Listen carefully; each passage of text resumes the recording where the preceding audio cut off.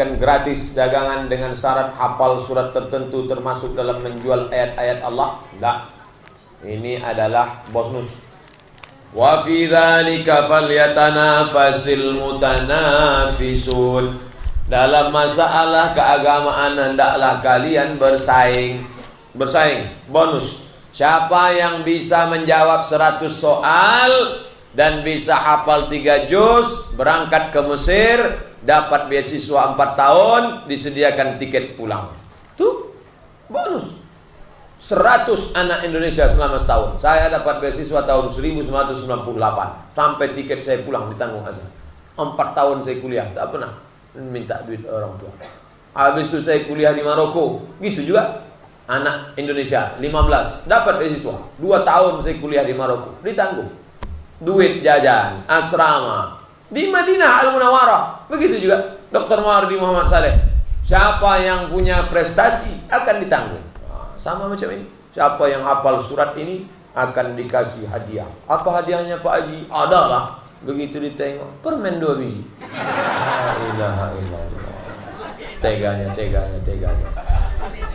Jika dalam salat berjamaah shaf pertama penuh, di manakah posisi yang untuk shaf berikutnya Pak Ustaz? Di tengah, pas di belakang imam. Mana imam? Nih, pas di belakang imam. Kotanya dari samping kanan. Dah. Buka nama kitabnya Fatawa Asy-Syabakah Al-Aslamiyah yang dipimpin oleh Syekh Dr. Abdullah Balfaqih dari tengah. Apakah membaca surat Yasin hari ketiga, hari ke-7, hari ke-40 dibolehkan Islam Pak Ustaz? Nabi membuat? Tak ada. Sahabat Nabi Abu Bakar, Umar, Utsman, Ali, Thalhah, Zubair, Aisyah? Tak ada. Nabi tak ada. Sahabat tak ada. Lalu siapa? Tabi'in. Nabi, sahabat, tabi'in. Siapa namanya? Imam Atha. Kata Imam Atha, orang meninggal itu yuftatanu, diuji selama 7 sampai 40 hari 40 malam. 7 sampai 40 hari 40 malam. Maka dianjurkan ayyutasaddaqa, ayyut'imat ta'am, dianjurkan bersedekah, memberi makanan. Tapi tak wajib. Jangan sampai berutang-utang beli kacang hijau, beli gula merah. Orang miskin, orang susah, kasihan. Yang paling elok, sebagus-bagusnya kita membawakan makanan. Isna'u ta'aman li ahli Ja'far. Ketika Ja'far meninggal, buatkanlah makanan untuk keluarga Ja'far. Fa innahu yusliduhum. Karena kematiannya sudah menyibukkan dia. Kita lah yang membawakan makanan. Jangan lagi kita menyusahkan orang mati. Tapi kalau ada anaknya kaya, dia mesti beri kata sambutan. Bapak ibu sekalian, adapun nasi kotak ini bukan harta warisan bapak kami, bukan harta anak yatim yang belum dibagi. Ini murni harta saya sebagai anaknya yang kaya. Apa tak tahu kalian saya ini kaya? Nah, tentang membaca Yasin Pak Ustaz, apakah sampai pahala bacaan Al-Quran? Wa in khatimul Qur'ana wa qala Syafi'i wa ashabu. Berkata Imam Syafi'i dan mazhab Syafi'i, kata Imam An-Nawawi, Imam An-Nawawi Asy-Syafi'i, wa in khatimul Qur'ana, seandainya mereka khatamkan sekhatam Quran, paling bagus sekhatam. Tak sanggup sekhatam Pak Ustaz, kami sedang sibuk banyak ini itu ini. Qalbul Quran, hatinya Quran. Yasin wal Qur'anil Hakim, hatinya Quran. Hati Quran tak sanggup, Ummul Quran Al-Fatihah. Itu yang paling pendek. Itu pun tak sanggup. Inna lillah. Kenapa mesti surat Yasin? Man qara'a Yasin fi lailatin. Siapa yang baca surat Yasin pada suatu malam, asbaha maghfuran lah. Pada waktu subuh dia sudah mendapat ampunan Allah. Tapi jangan sekedar baca surat Yasinnya saja, renungkan maknanya. Ibu bapak yang membaca Yasin malam, insyaallah siangnya akan takut pada Allah. Al-yawma nakhtimu ala afwahihim wa tukallimuna aydihim wa tashhadu arjuluhum bima kanu yaksibun. Apakah bisa kita ini hidup lagi? Yasin menjawab, innama amruhu idza arada shay'an yaqula lahu kun fayakun. Bagus baca. Teman saya pinjam uang di bank 4 juta, kemudian saya pinjam 2 juta, saya mengembalikannya tetap 2 juta. Apakah saya kena riba? Tidak. Pinjam 2 juta, balik 2 juta, tak riba. Dia yang minjam, dia yang kena riba. Enak betul punya kawan begini. Kawan masuk neraka, dia tetap masuk surga. Mohon penjelasan mengenai perkataan Imam Al-Fakihani, maulid ini adalah bid'ah yang diadakan golongan yang malas dan nafsu syahwat yang mengenyangkan orang yang kuat makan. Al-Hawailul Fatawi Imam Asyuti. Apa betul Ustaz? Soalnya banyak diposting orang-orang yang anti maulid. Al-Fakihani satu pendapat. Kenapa tak pakai pendapat Al-Imam Al-Hafiz Ibnu Hajar Al-Asqalani? Kenapa tak pakai pendapat Al-Imam Al-Hafiz As-Suyuti? Kenapa tak pakai pendapat Al-Imam Al-Hafiz Abdullah Al-Ghumari? Kenapa posting satu saja? Apakah karena tak tahu yang lain? Atau karena ada sesuatu? Oleh sebab itu maka khudh ma safa da' ma qadar. Ambil yang jernih, buang yang keruh. Saya tak menyalahkan Al-Fakihani. Mungkin di zaman dia orang datang maulid itu orang lapar semua. Tak ada makan. Karena maulid itu memang ada 4 unsur. Kata Imam As-Suyuti 4 unsur. Pertama, ada yang baca Quran. Yang kedua, membaca maulid sejarah Nabi. Yang ketiga, menyambung tali silaturahim, tausiah. Yang keempat, ta'am, makan. Jadi di zaman Al-Fakihani, mungkin zaman itu banyak orang-orang lapar, rakus ikut. Kita tak ada. Masih banyak kue yang belum dibuka lagi.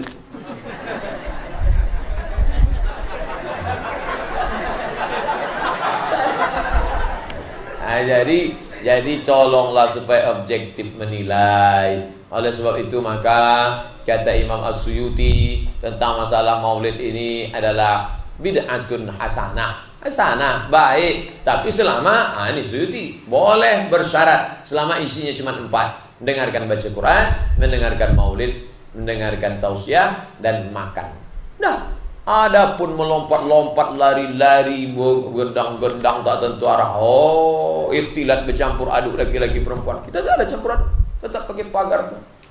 Ibu-ibu, mana ada? Ada laki-laki satu, anak-anak ada. Tak masalah. Mohon penjelasan Ustaz tentang hadis-hadis akan datang sepeninggalku para pemimpin yang tidak mengambil sunnahku. Akan muncul tengah-tengah mereka orang-orang yang hatinya adalah syaitan dalam wujud manusia. Aku bertanya, apakah harus aku berbuat apabila aku mendapat itu?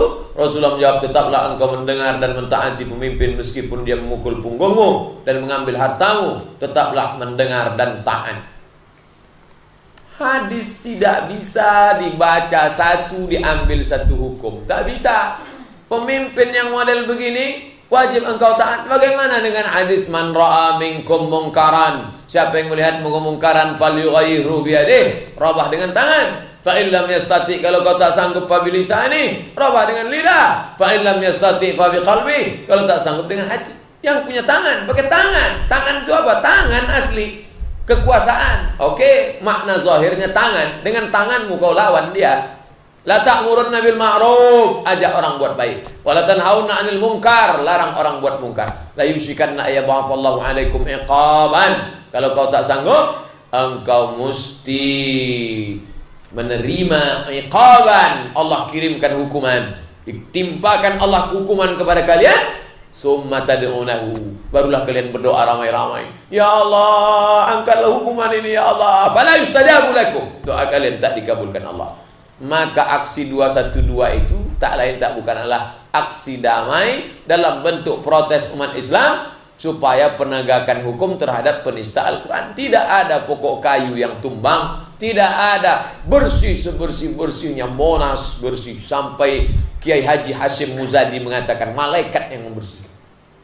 Sedangkan di Makkah, di Arafah, di Mina, bulan haji beberapa tetap petugas kebersihan tak sanggup kotor. Kenapa di Monas begitu bersih? Apa yang membersihkan itu? Luar biasa. Damai sedamai-damainya. Dibacakan ayat-ayat Ruqyah 212, keluar setannya 412.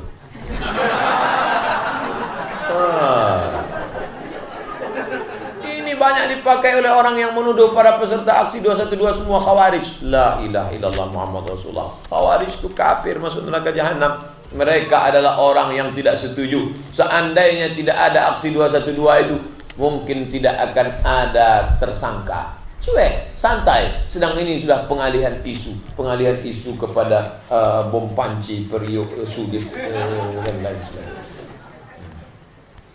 Saya menulis buku Ustadz di FB, post masalah maulid, ada yang posting perkataan Ibnu Taimiyah. Kalian dapati mayoritas orang bersemangat melakukan kebid'ahan semisal bid'ah maulid ini dalam keadaan mereka berniat baik, bersungguh-sungguh serta mengharapkan pahala, maka akan kalian dapati bahwa mereka adalah orang yang lemah dalam mengamalkan ajaran Rasulullah. Mereka diperintahkan agar semangat mengamalkannya. Mohon penjelasannya Pak Ustadz.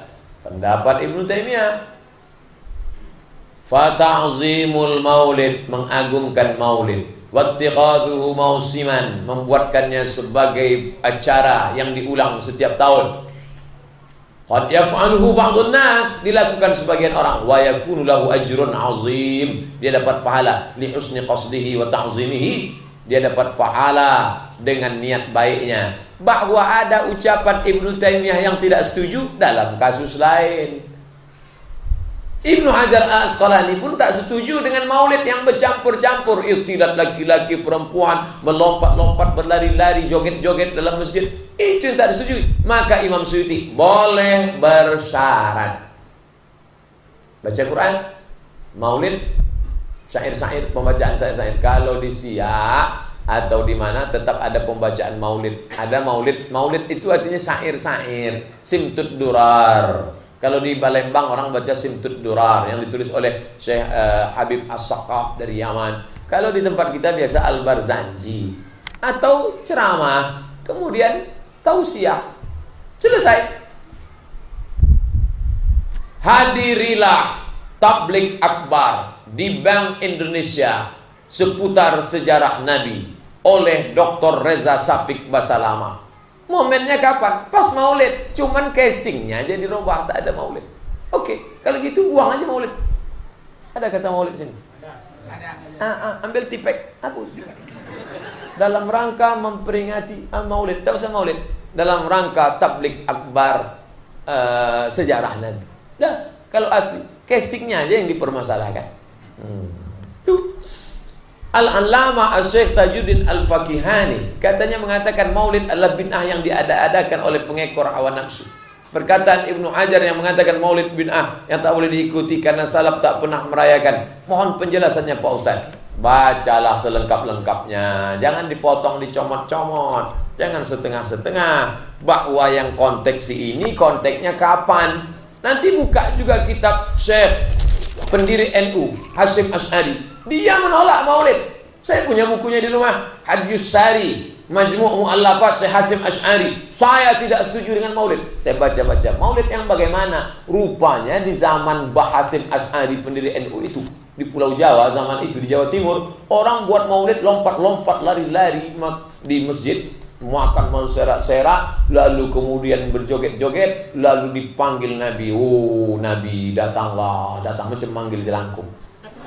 Itu yang tak mereka senangi. Jadi konteksnya jangan ditarik ucapan ulama tentang ini, ditariknya kemari.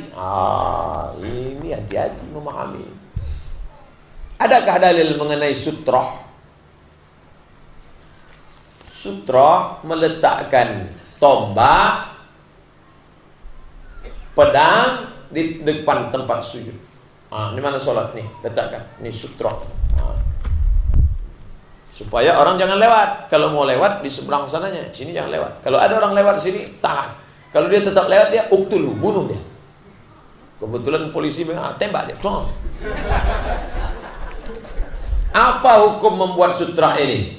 Kata Syekh Albani, sutra hukumnya wajib. Kalau wajib berarti kalau tidak ada haram, karena lawan dari wajib haram. Wajib, lawannya haram. Sunnah, lawannya makruh. Syekh Albani tak ada tawar-menawar. Sutra wajib. Saya mau cari pendapat Syekh Abdul Aziz Ibnu Baz, Mufti Saudi Arabia. Wajib apa tidak? Ternyata dalam fatwa Syekh Abdul Aziz bin Baz, sutra sunnat muakkad. Nah, sunnat muakkad. Dalam kitab Al-Fiqhul Islami wa Adillatu Syekh Wahbah Zuhaili, sutra sunnat. Kenapa? Karena Nabi pernah sholat tidak pakai sutra. Jadi yang sholat pakai sutra baik, tak salah. Tapi menyalahkan orang yang tak pakai sutra, ini masalah khilafiyah. Kecuali sepakat semua ulama bahwa sutra itu wajib. Datanglah Abdul Somad LCMA, sutra enggak wajib. Oh, tak bisa.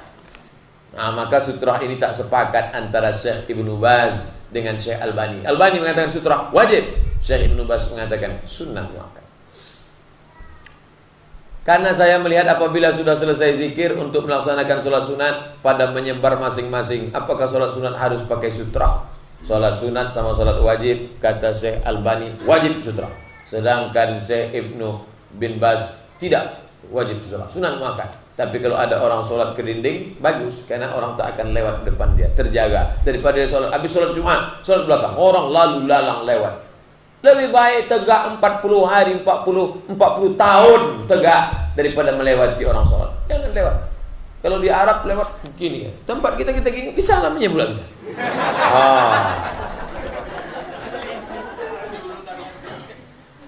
Apa kabar Ustaz? Apa hukum memperlambat pelaksanaan sholat berjamaah dikarenakan menunggu imam atau pergi sholat berjamaah ke masjid tertentu, sedangkan di masjid terdekat sudah melaksanakan sholat? Kenapa ke masjid tertentu? Kecuali di sana ada pengajian. Pergi ke An-Nur, ada Ustaz Mustafa Umar, ada Dr. Mawardi Muhammad Saleh ke Ar-Rahman. Oke, ada yang dikejar. Tapi kalau sama-sama sholat berjamaah, sana sholat, sini sholat sini, pahalanya sama. Ini musola Pak Ustaz, yang sana masjid, sama pahalanya. Sudah kita bahas tadi di mukaddimah. Jadi tak usah ditunda, langsung, kecuali ada sebab lain. Apa hukumnya menceritakan aib keluarga kepada orang lain? Hunna libasul lakum wa antum libasul lahun. Istri menjadi pakaian bagi suami, suami menjadi pakaian bagi istri. Kenapa Abdul Somad berani ceramah? Karena ditutup pakaian. Kalau tidak nampaklah kurus kering. Siapa yang menutupi kita? Istri. Neraka jahanam bagi seorang suami menceritakan aib istrinya. Neraka jahanam bagi seorang istri menceritakan aib suaminya pas arisan. Tutup. Kunna libasul lakum wa antum libasul lahun. Bagaimana hukum karma dalam Islam? Dalam Islam tak ada karma. Karma ini ada dalam agama Hindu, dalam agama Buddha. Kalau dulu dia orangnya jahat, nanti ketika dia sudah mati, rohnya itu masuk lagi ke dalam makhluk yang baru. Nanti disitulah dia akan menerima hukum karma. Karena mereka tidak meyakini kiamat. Dunia ini tak pernah kiamat, gini terus. Sedangkan orang Islam tak ada karma. Kalau orang itu jahat, mati, jasadnya dimakan cacing tanah, rohnya diletakkan di tempat. Kalau dia baik namanya illiyin, kalau tidak baik sama sijin. Nanti setelah dunia ini kiamat, barulah roh itu nanti disatukan lagi dengan jasad, menerima hukuman surga atau neraka. Sedangkan mereka tak ada surga, tak ada neraka. Maka kalau dia dulu jahat, nanti dia akan menjalani kehidupannya dalam karma. Namanya hukum karma. Islam tak ada hukum karma. Kalau sampai kita meyakini hukum karma, rusak akidah kita. Wajib bersyahadat balik. Apakah ada atau tidak? Tak ada. Bagaimana jika dia sudah bertaubat, Pak Ustaz? Innallaha la yaqbalu innallaha la yaghfiru an yushraka bihi wa yaghfiru ma duna dzalika liman yasha. Seandainya ada orang meyakini karma, mati dia neraka jahanam karena rusak akidahnya. Tapi kalau dia sempat bertaubat, at-taibu minaz dzambi kama la dzambalah. Orang yang bertaubat seperti tak pernah berdosa. Ma min muslimin yuznibu dzamban, berdosa, summa yatatahhar, mandi, summa yusalli rak'atain, salat sunat 2 rakaat. Usolli sunat taubat rakaatain lillahi ta'ala, summa astaghfirullah, minta ampun kepada Allah, illa ghafarallahu lah, Allah mengampunkan dosa-dosanya. Masih karena karma atau tidak? Tak ada karma. Karma juga ini. Tak ada karma. Karma itu mereka buat karena mereka tidak percaya ada kiamat, tidak percaya ada surga, tidak ada neraka. Maka mereka meyakini karma. Abdul Somad kalau sekarang jahat, mati Abdul Somad, ruh Abdul Somad akan masuk ke makhluk yang baru, nanti menderita aja. Itu namanya apa? Reinkarnasi. Karena mereka tidak meyakini ada kiamat. Ustaz tahu dari mana? Saya pernah sekamar sama orang yang percaya reinkarnasi. Orang berkulit hitam. Kami kalau sudah musim panas, tinggal di asrama. Itu yang lain pulang kampung karena duit banyak. Saya tinggal di Maroko, tinggal sekamar sama orang Afrika. Abdul Somad, yes, where are you come from? Indonesia. What is your religion? Islam. And you? Kata dia animisme. Dia percaya reinkarnasi.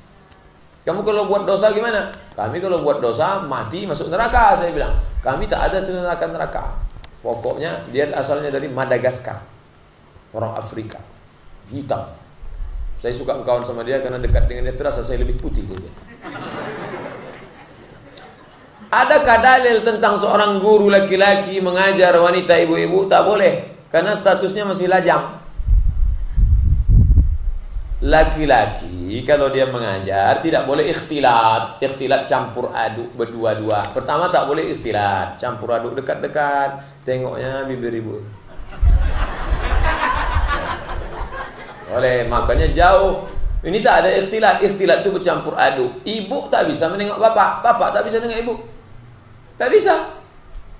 Ibu menengok bapak, tengkuknya dia nampak. Bapak tak ada nengok ibu. Mana ada yang ngintik-ngintik belakang? Yang bisa nengok ibu itu saya. Itu tak terlalu jelas, jauh. Tak boleh ada ikhtilat. Seandainya ada duduk berhadap-hadapan, haram majelis ini. Makanya dikasih satir, hijab, penutup. Tak boleh. Nah, yang kedua, la yakhluwanna, tak boleh berdua-duaan. Ruqyah, ini yang rentan-rentan nih ruqyah. Kalau nenek-nenek ruqyah cukup dari jauh. Kalau anak gadis, ini jinnya degil, harusnya gitu. Tak boleh. Makanya ciri ruqyah syariah dengan syirkiyah, itu salah satunya. Begitu juga dengan mengajar. Jangan anak lajang mengajar anak gadis berhadapan-hadapan. Letakkan ini. Hati-hati, setan. Kejahatan terjadi bukan hanya ada karena niat dari pelakunya, tapi juga karena ada kesempatan. Waspadalah. Waspada pelecehan seksual. Kitab hadis apa yang mesti saya beli untuk anak saya yang masih kecil? Arba'in Nawawiyah. Arba'in 40. Nawawi ditulis oleh Imam An-Nawawi. 40 hadis-hadis pendek, bagus, cantik, mantap. Hafal. Bagaimana cara kita menyikapi kawan yang berbeda pemahaman dengan kita dan membid'ahkan? Buat aja terus. Selama dia tidak bid'ah menurut ulama, jumhur, ijma' tidak bid'ah. Selama ada Imam Ibnu Hajar Asqalani membolehkan, Imam As-Suyuti membolehkan, imam-imam besar membolehkan, Syekh Yusuf Qardawi membolehkan. Buat aja. Tergantung bapak. Kalau bapak capek atau dia capek, buat aja. Lama-lama dia capek, aku capek. Apa syarat-syarat sah sesuatu itu dikatakan bid'ah? Jika tidak ada dalil bid'ah. Tak ada dalil sama sekali bid'ah. Selama ada dalilnya, dalil am, dalil khas, dalil mutlaq, dalil muqayyad, dalil ba'id, dalil qarib, tidak dapat dikatakan bid'ah. Quran, hadis, ijma', qiyas, syar'u man qablana, qaulus sahabi, saddu zara'i, istihsan, istishab, urf. 10 pengambilan dalil. Selama masih ada pakai ilmu usul fikih, maka tidak dikatakan bid'ah. Bukan mudah mengatakan bid'ah. Ingat, ketika engkau mengatakan kepada saudaramu, "Hei pelaku bid'ah," maka sama dengan mengatakan, "Hei penghuni neraka jahanam." Apakah bid'ah hasanah tak boleh dipakai untuk sesuatu yang baik? Boleh. Maulid termasuk bid'ah hasanah. Kenapa mengurus akte kelahiran bagi anak yang ditelantarkan oleh orang tuanya sangat susah di negeri ini? Bagaimana sebaiknya Pak Ustaz? Urus kecatatan sipil. Ini baliknya ke sistem dan kepada pegawai. Kalau pegawainya itu ngaji, insya Allah. Sistem itu kan orang yang membuat. Di kantor-kantor itu pegawai. Pegawai itu bukan komputer. Kalau dia orangnya ngaji, berapa banyak di sistem yang nakal, ada orang yang ngaji baik, insya Allah baik. Nah, kalau pegawai itu baik, insya Allah dipermudah. Takut dia tidak akan mati menghadap Allah. Nanti dia akan susah di padang mahsyar. Nanti kalau iman, ini krisis kita ini sekarang adalah krisis iman. Kalau dia mau ngaji, insya Allah. Pak Ustaz, saya security di bank swasta. Bagaimana hukumnya? Mohon penjelasan. Terus saya harus bagaimana? Kalau mengikut pendapat Saudi Arabia, Syekh Ibnu Utsaimin, Syekh bin Baz, resign. Tak ada makan, resign. Saya mau jadi gembel, resign. Tak ada tawar menawar. Kalau Syekh Yusuf Qardawi, boleh. Darurat. Selama 3 bulan ini anak mau melahirkan Pak Ustaz, sewa kontrakan rumah sementara darurat. Nanti dapat kerja yang baik, mapan, resign dari situ. Karena riba ini tak ada tawar menawar. Nah, saya selalu pakai Qardawi rasional. Kenapa demo kemarin ada kaum yang menghukumi haram dan tidak ada diajarkan Nabi? Pandangan Ustaz bagaimana? Sebesar kutil. Orang sudah memuji-muji minal masyriq ilal maghrib, yang sekecil ini duri dalam daging. Ini saya tak hiraukan ini. Jamaah tabligh dibid'ahkan, disesatkan, dibid'ahkan, disesatkan. Mereka tak peduli. Saya tanya langsung ke jamaah tabligh, kalian tak tersinggung dikatakan kelompok sesat kelompok ini? Alah cuek aja Pak Ustaz, musuh kita banyak. Musuh kita kristenisasi, musuh kita Syiah, musuh kita liberal, sekuler. Ini kawan kita, cuma agak degil sedikit. Apakah demo kemarin bisa dikatakan jihad Pak Ustaz? Nah, jihad itu angkat senjata. Mana ada angkat senjata kemarin? Tak ada. Jihad itu bukan tanggung-tanggung. Pahala seperti jihad, ya seperti, ingat, seperti man kharaja fi talabil ilmi, siapa yang keluar rumah untuk menuntut ilmu, fa huwa fi sabilillah, maka dia sama seperti jihad. Kalau jihad asli, cabut pedang, pancung kepalanya. Tak bersisa telinga awak itu lagi kalau jihad. Siapa yang pertama kali memperingati Maulid Nabi? Apakah Syiah? Videonya berserak-serak di internet. Somat Maulid dikaji di masjid depan Baterai Air, Nurul Islam, Jalan Kakap. Masih ingat saya? Acara lengkap, dalil menurut Ibnu Hajar Al-Asqalani, dalil menurut Imam As-Suyuti, dalil dari Syekh Qardawi, dalil Syekh Sayyid Alawi Muhammad Alawi Al-Maliki, dalil ini. Siapakah yang pertama kali buat maulid? Buktikin Sultan, disebutkan dalam Al-Hawi Al-Fatawi, lengkap. Coba Somat Maulid, dengarkan baik-baik, catat, ada di situ, selengkap-lengkap, pakai infokus, gambarnya ada. Sudah dapat Pak Ustaz tapi tak bisa hidup. Kenapa? Paket habis. Jika Ahok lolos bebas, jadi enggak umat Islam lempar jumroh ke Jakarta? Insya Allah. Menunggu. Wait and see. Tunggulah lihat. Atas bagaimana, Ustaz, bagaimana caranya agar bisa istiqomah dalam beribadah? Pertama, sering nengok orang sakit. Besok pagi, pergi ke rumah sakit. Security nanya, Bapak mau ke ruangan kemana? Semua yang sakit mau ku tengok. Tengok. Dah, tak juga berubah. Tengok orang cacat. Menengok kawan lumpuh, kawan sakit, terbakar, mengangkat tangan, meleleh air mata kita tengok. Engkau tidak diberikan Allah kesempurnaan, tapi syukurmu sempurna, hai saudara. Aku diberikan Allah sempurna, tapi tak sempurna syukurku, ya Allah. Tengok orang cacat, tengok orang sakit, tengok orang cacat. Terakhir tengok orang mati. Masuk ke lelah, sambut. Terasa menjalar dari kata sujud. Oh begini rasanya mati. Kalau tak juga berubah, memang sudah khatamallahu ala qulubihim. Khatamallahu ala qulubihim wa ala sam'ihim wa ala absarihim. Summum bukumun umyum fahum la yarji'un. Summum bukumun umyum fahum la ya'qilun. Menurut Ustadz, apa kriteria pemimpin yang di bawah ini bisa diterapkan khususnya untuk Pekanbaru dan bagaimana penerapannya? Al-Qawiyul Amin, Quwwatul jasad, fisiknya kuat.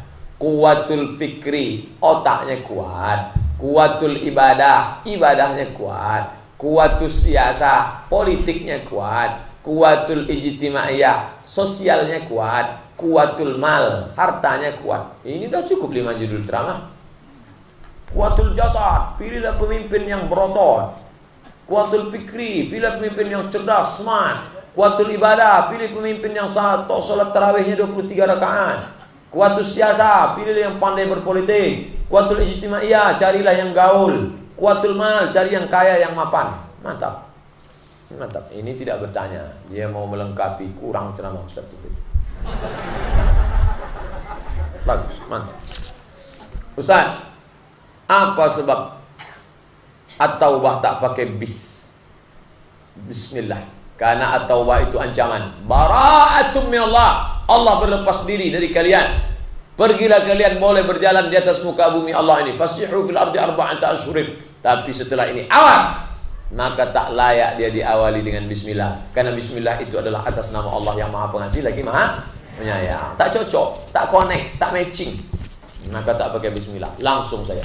Jadi kalau kita baca puasa tidak pakai Bismillah. Kalau dari tengah tetap A'udzubillah. A'udzubillahi minasyaitonirrajim sampai habis. Bolehkah sholat tasbih tiap hari Pak Ustaz? Boleh. Kalau engkau sanggup melakukannya sehari sekali, lakukanlah. Kalau kau tak sanggup, seminggu sekali. Kalau tak sanggup, sebulan sekali. Kalau tak sanggup, setahun sekali. Kalau tak sanggup, seumur hidup sekali pun jadilah. Pesan Nabi kepada Abbas bin Abdul Muttalib. Ketika kita sedang melaksanakan sholat sunat qabliyah, tiba-tiba muazin qoman, apa yang harus kita lakukan? Berhenti. Menghentikan sholat atau menyelesaikannya? Berhenti. Apa dalilnya? Idza uqimatis shalah. Kalau iqamat dikumandangkan, fala salata illal maktubah. Tidak ada sholat kecuali sholat fardu. Stop, hentikan sholat. Tidak ada sholat kecuali sholat fardu. Tak ada sholat sunat kecuali sholat fardu. Alhamdulillah, semoga Allah tetap memberikan taufik kepada Pak Ustaz. Amin.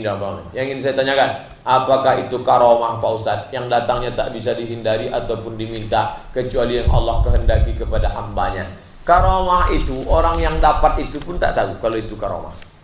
Tak bisa disetting, tak bisa dipelajari. Hanya Allah memberikan saja. Apa itu karomah? Seperti mukjizat. Mukjizat pada Nabi, karomah kepada wali Allah. Ala inna awliya Allah. Ketahuilah wali-wali Allah, la khaufun alaihim wa la hum yahzanun.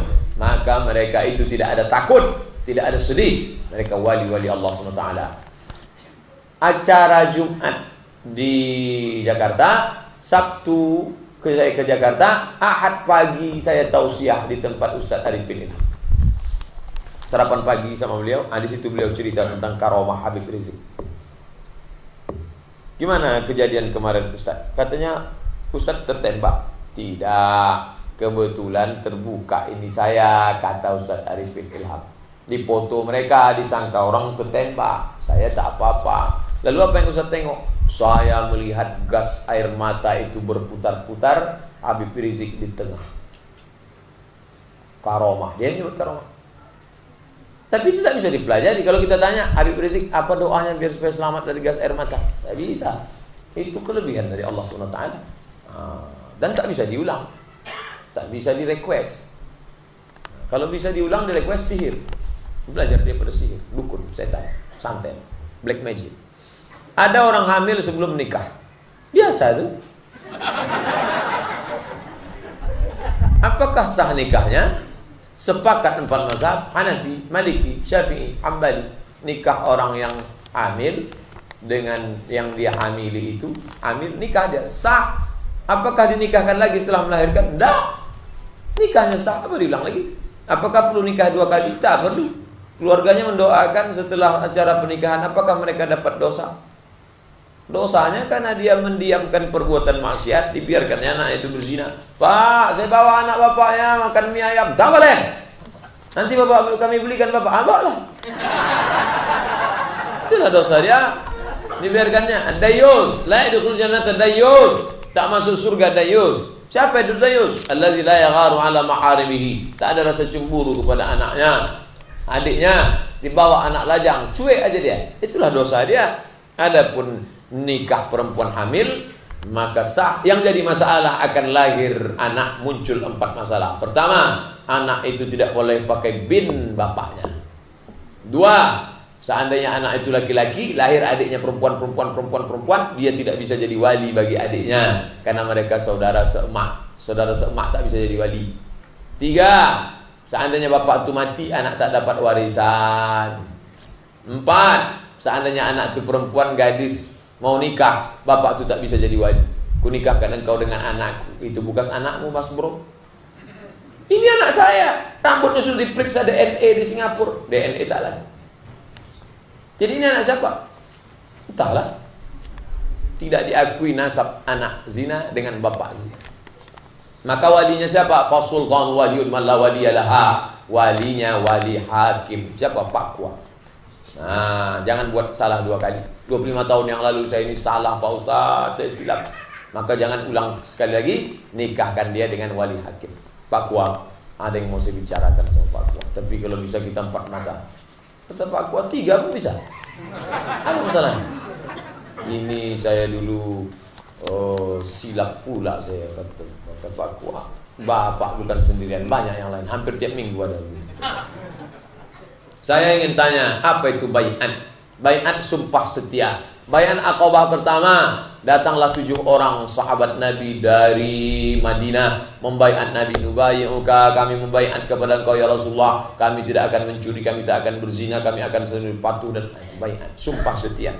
Seandainya telah datang Imam Mahdi, kita harus berbai'at kepada mereka sehingga dibela walaupun dengan cara merangkak. Seandainya kita wafat tanpa berbaiat kepada imam, bagaimana Pak Ustaz? Man mata, siapa yang mati, walaysa fi unuqihi bai'ah, dia tidak berbaiat kepada imam, mata mitatan jahiliyah, matinya mati jahiliyah. Ustaz berbaiat kepada siapa? Tak ada imam. Kalau seandainya dulu kita masih kerajaan Melayu, saya berbaiat kepada Sultan Syarif Qasim. Saya datang ke Siak, hai Sultan Syarif Qasim, aku berbaiat kepada engkau selama engkau menjalankan perintah Allah dan Rasul, aku akan sami'na wa ta'na. Berbaiat kepada imam, berbaiat kepada khalifah. Ustaz berbaiat kepada Imam Mahdi. Mana Imam Mahdi? Tak ada. Mahdi banyak. Imam Mahdi belum lagi nampak. Apakah termasuk memutuskan tali silaturahim jika kita menjaga jarak dengan saudara kita seperti mengurangi perjumpaan? Karena saya takut dengan seringnya berjumpa akan menimbulkan maksiat seperti riba, menggunjing. Tidak. Kurangi frekuensi. Dia tukang ngomong. Udah. Kita datang, say hello, assalamualaikum, apa kabar, sehat. Dah cukup. Selamat ulang tahun, selamat hari raya Idul Fitri, minal aidin wal faizin. Cukup. Yang terlalu banyak sehingga membuka pintu dosa. Saddu zari'ah, menutup pintu celah buat dosa. Bagaimana sikap kita sebaiknya jika ada saudara kita yang berkunjung ke rumah kita, lalu menggunjing dan menriba? Dia marah lantaran saya tak memberi respon karena pada saat itu bulan puasa. Saya tidak ingin merusak puasa saya. Namun ternyata dia merasa dicuekin dan mengatakan bahwa saya sombong. Saya sudah minta maaf dan menerangkan maksud dari itu, tapi dia pada pendapatnya bahwa saya mencueki dia. Apa yang harus sebaiknya saya lakukan Pak Ustaz? Haruskah saya mengurangi perjumpaan? Apa yang saya lakukan Pak Ustaz? Yang ibu bapak lakukan sudah bagus, sesuai syariat Islam. Wa in tuti' aktsara man fil ardi yudilluka an sabilillah. Kalau kau ikut selera banyak orang, mereka menyesatkanmu dari jalan Allah. Dibilangnya bapak sombong, cuek aja, tak masalah. Yang penting selama kita benar. Kalau diikuti cakap semua orang banyak ini, pusing kepala kita. Yudilluka an sabilillah. Putus jangan, kurang boleh. Putus jangan. Jangan sampai putus silaturahim. Bagaimana sebaiknya seorang wanita? Apakah ia lebih baik sholat di rumahnya atau di masjid? Syekh Abdul Aziz bin Baz, Mufti Saudi Arabia. Suami saya melarang saya ke masjid.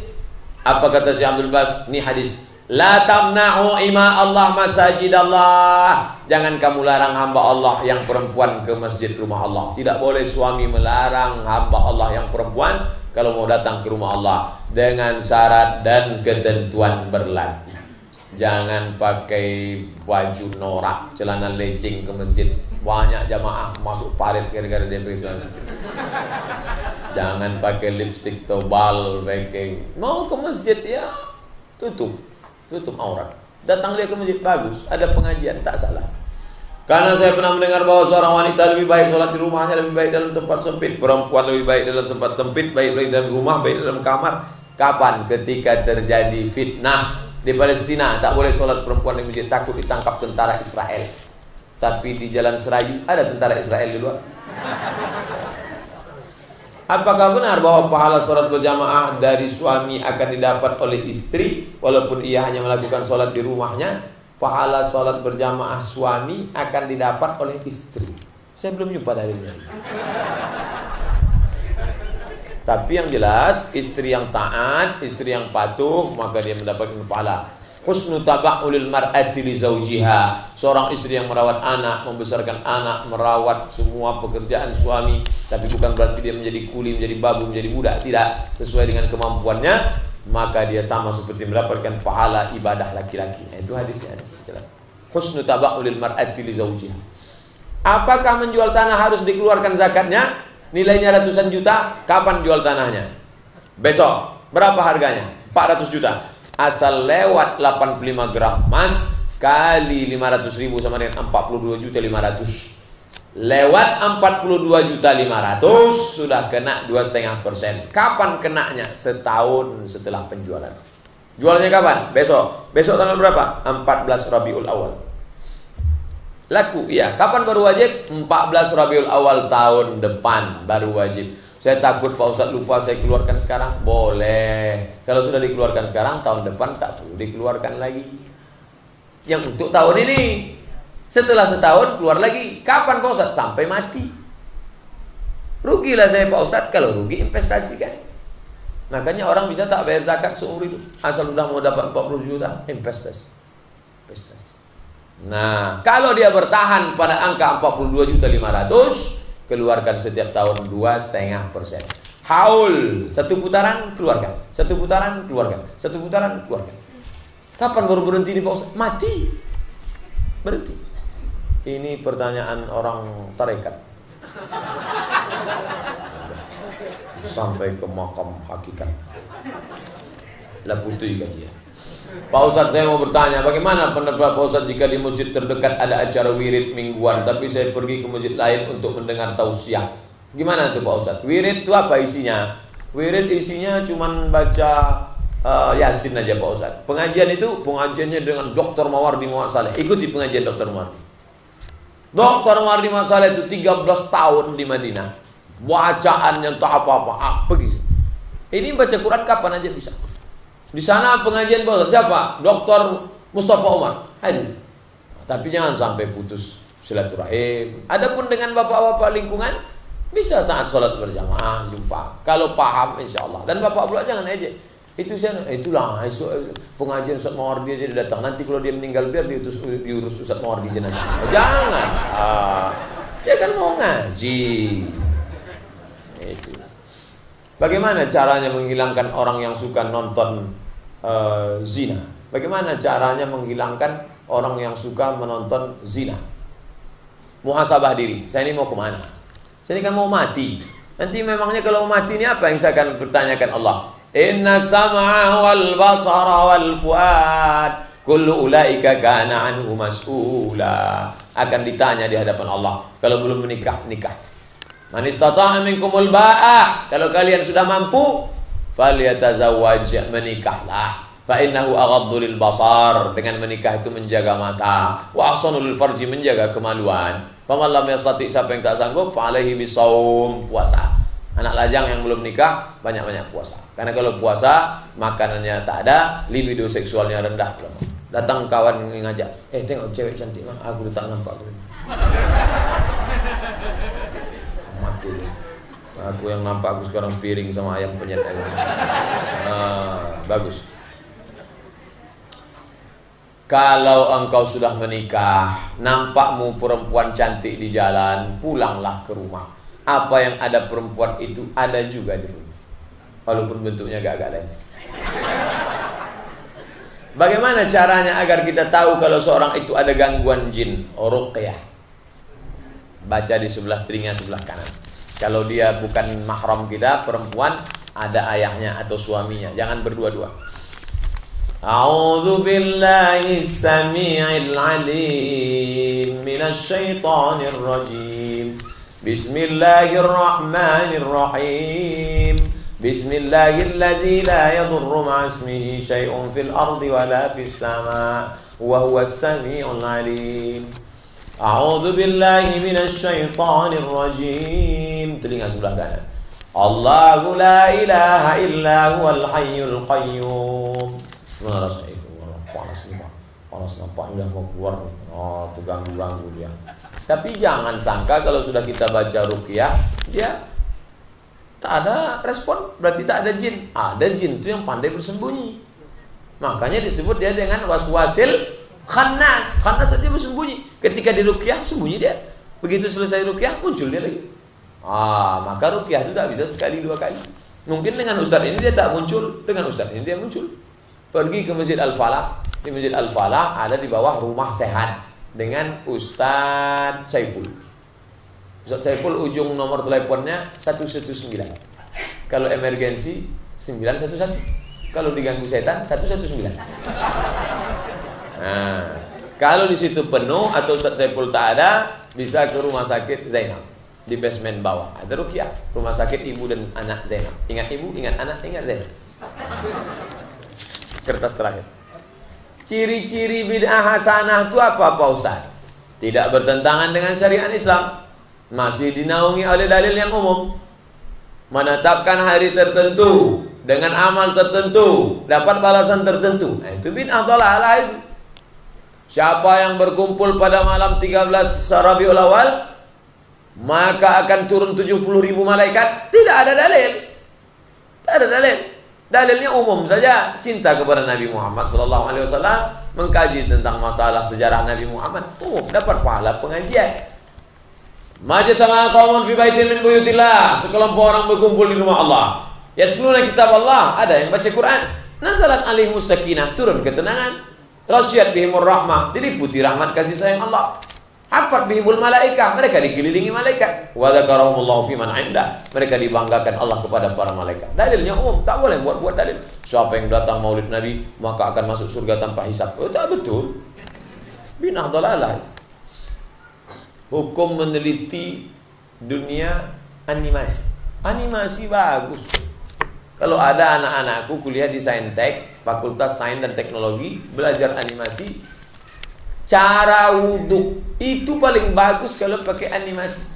Kalau saya menceramai anak-anak, cara wudhu ya, iza qumtum ila sholati faghsilu wujuhakum wa aydiyakum ilal. Dia tak peduli. Ini yang ceramah ini LCMA, bukan dia tahu LCMA. Tapi kalau dibuatkan animasi, tengok nih, Batman sedang wudhu. Tengok nih, Naruto sedang wudhu. Tengok nih, Hulk sedang sholat. Buatkan gitu gambar Hulk. Jangan Hulk yang telanjang tuh, Hulk yang pakai baju kurung, pakai songket Melayu. Namanya Hulk, di mana bumi dipijak, di situ langit dijunjung. Ditengoknya, tengok tuh, sholat berjamaah animasi. Batman sholat, imamnya Superman, semuanya pakai. Wonder Woman pakai mukena, jangan. Tertarik dia sholat. Yang jago-jago animasi, buat animasi. Barulah kita bisa bangkit bilisani qaumihi, dengan bahasa kaumnya. Bahasa anak-anak, ya pakai bahasa anak-anak. Berapa banyak orang suka dengan Upin Ipin. Jangan lupa di situ ada racunnya, Bang Saleh bencong. Hukum mempelajari kristologi. Kristen. Tologi ilmu, logi ilmu, kristologi ilmu tentang Kristen. Bisa Pak Ustaz? Bagus. So tiap hari anak ini kerjanya jual garam. Jual garam, datanglah orang Kristen. Tuhan kau siapa? Muhammad. Muhammad itu tiap hari dia diejek sama misionaris yang mengajarkan Kristen. Lama-lama dia gondok, dia marah, dibukanya buku bapaknya, dapatnya buku judulnya Izharul Haq. Tampak kebenaran. Buku itu ditulis oleh seorang laki-laki bernama Rahmatullah Al-Hindi. Rahmatullah Al-Hindi menang debat selalu di India. Kalah orientalis misionaris dari India itu, kalah debat dengan dia. Akhirnya orang Inggris mau menangkap dia, lari dia ke Makkah. Di Makkah dia berkenalan dengan seorang perempuan kaya namanya Saula, lalu membuat sekolah nama perempuan itu Madrasah Saulatiyah. Nah, banyaklah orang-orang Indonesia sekolah di Madrasah Saulatiyah. Di antaranya Syekh Mustafa sekolah di situ, pulang ke Tapanuli Selatan, Mandailing Natal, membuat sekolah nama dia Mustafawiyah Purba. Itu tamat dari Saulatiyah. Rahmatullah Al-Hindi penulis buku berdebat Kristen. Akhirnya anak tukang garam tadi membaca buku itu sedalam-dalamnya, berhasil dia mendebat si Kristen tadi. Hafal dia Injil itu. Siapa dia? Ahmad Dedat. Ahmad Dedat itu ayahnya tukang garam, merantau dari India ke Durban, Afrika Selatan. Imigran dari India, susah di India, merantau Afrika Selatan. Akhirnya dia menjadi pakar kristologi. Dia membuat lembaga namanya IPCI. IPCI singkatan dari Islamic Propagation Center International. Nah, ternyata Allah Ta'ala mengganti. Meninggal Ahmad Dedat, muncul lagi seorang bernama Zakir Naik. Meninggal Zakir Naik, akan ada pengganti. Alangkah indahnya kalau pengganti mereka itu adalah anak-anak kita. Hafal Quran, hafal. Tapi kalau tak punya basic, jangan goncang. Kalau punya basic, Qurannya mantap, usul fikihnya mantap, ilmu logikanya mantap, ilmu debatnya mantap. Mantap. Saya pergi ke suku Talang Mama, dijumpakan dengan imam masjid. Sebentarnya Pak Ustadz, imam masjid sedang menakik gotah. Baliklah Pak Imam tadi, tua sudah umur 70 dulu. Gimana pengalaman Pak Imam selama di sini? Oh, kami macam-macam di suku Talang nih Pak. Datanglah orang Kristen membawa mie instan, membawa baju, membawa ngasih hadiah.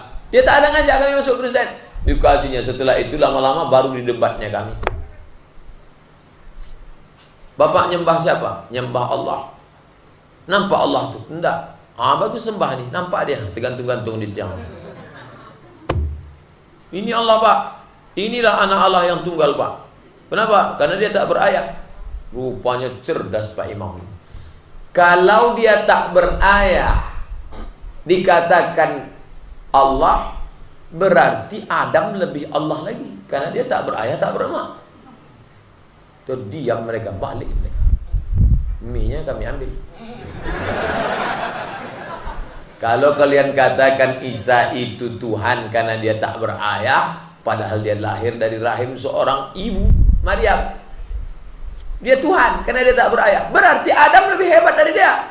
Karena Adam tak berayah, tak beribu. Akhirnya kalah mereka, balik. Hebat Pak Imam. Emang dia menakik kota. Untung tak ditakiknya kepala misionaris. Mantap. Itulah kaji kita malam ini. Ala hazihin niyah al-Fatihah.